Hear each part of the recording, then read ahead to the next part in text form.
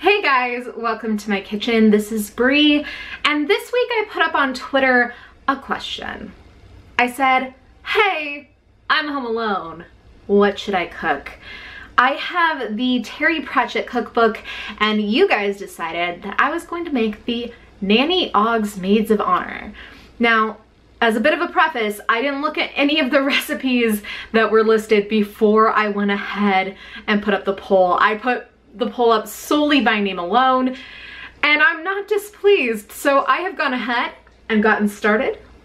But let's go ahead and get to it.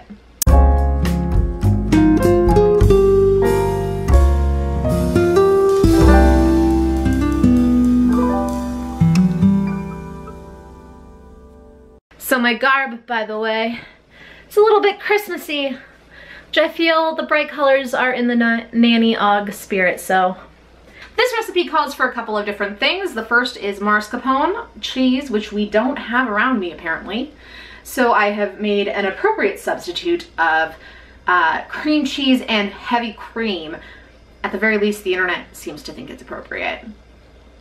And then it asks for marzipan, which also is not available, so I made another substitute. Well, I followed a marzipan recipe, and that recipe included, oh, I have it here, I promise, half a pound of almond flour, 2 cups of granulated sugar, 2 large egg whites, and a touch of almond extract. It has been chilling in the fridge for 24 hours now, as per also the internet recipe.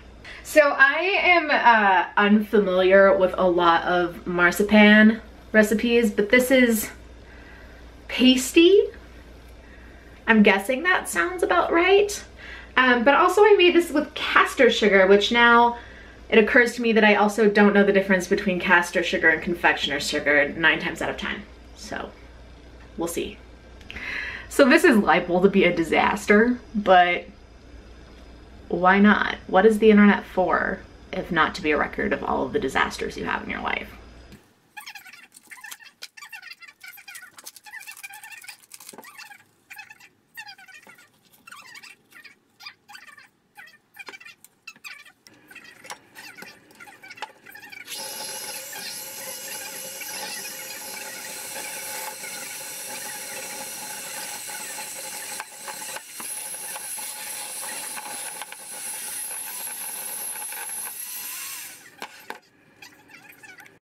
So let's go ahead and mix up our filling.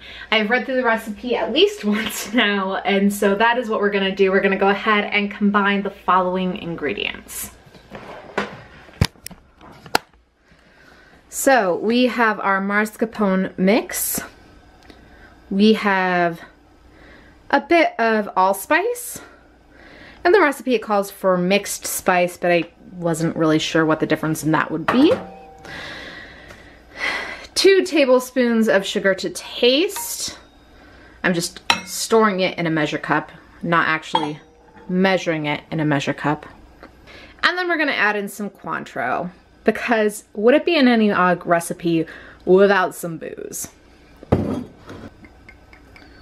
Well, there's a shot for Nanny Ogg.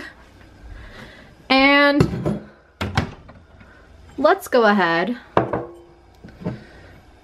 We'll do a shot for me. Can you tell I don't drink much? So now we are going to add together all of the spices and all of the sugar into our pretend mascarpone.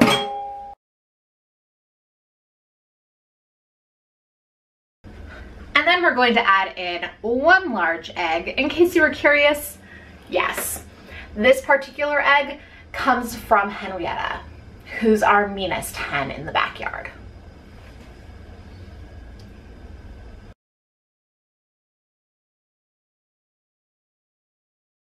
And the filling that we wind up with looks a little bit like this. Not quite pancake batter, not quite whipped cream, but we'll take it, I guess. The next step, of course, is to go ahead and create our pie shell filling. This asks for what's called a barquette mold, which is like an oblong canoe-shaped thing, but I don't have that. And I've already been to Joann's and it's dark out now, so I'm not leaving my house. And we're gonna try something different. We're gonna see what we can jerry-rig. It just so happens that in the back of my pot cabinet, drawer? My pot cabinet. That sounds wrong. Anyway, in the back of that cabinet, I had 5 of these aluminum tins. And we're gonna go ahead and just kind of vaguely try to shape those into place and then fill them with the pastry as per the Nanny Ogg instructions.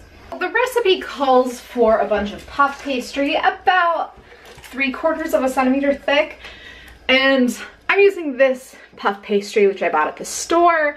Okay, this is a little embarrassing. I have no clue how far a mile is. I judge an inch based on like this knuckle because that's how my aunt taught me to do it when I was 7. I have no clue how much 3/4 of a centimeter is. Like no clue. So I'm gonna roll this out until I think it's like relatively thin because it is about half of the amount that this should be and is in about a like this is twice the amount of pastry this should be, and it is large. So we're gonna roll it out. We're gonna hope for the best. I mostly use bread flour because when I am baking, that is what I normally do, is I make a lot of sourdough. But in this case, if I can get it out, I have some all-purpose flour. So I'm just probably gonna lightly dust my surface with that, and then I'm gonna roll this out. The only rolling pin I have, by the way, is from my very dear friend Jacob. You might get a kick out of this. Can you see this? It is a bumblebee beekeeper's rolling pin. So we're gonna have to use that. But I think that's pleasant. So who cares? Okay, my friend Jacob lives in Seattle and he has asked me for a quick shot of how this rolling pin works. So let me just quick show you.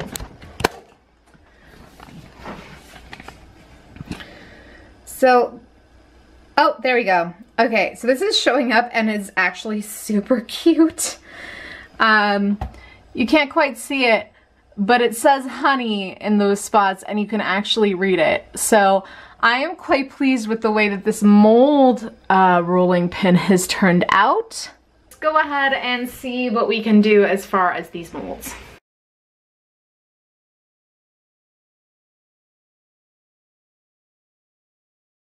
Once we have one done, it says to scoop some of the marzipan into the tin and then to fill.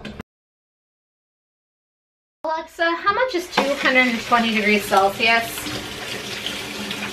220 degrees Celsius is 428 degrees Fahrenheit.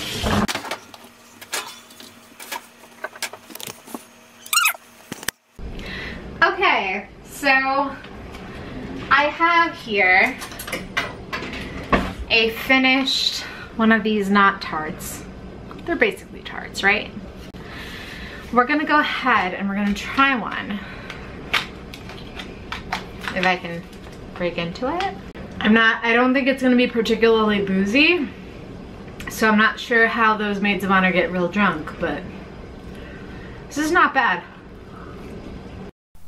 And it's at this point that I basically forget to go ahead and record anything of substance and mostly just babble about the tart and how I like it. But you guys know the drill. I'd really love to hear if you guys have any books that you like that have had adaptations that are cookbooks. I think that those are always really fun, and I have a couple actually in my collection that I'm thinking about trying out. And go ahead, comment, like, subscribe.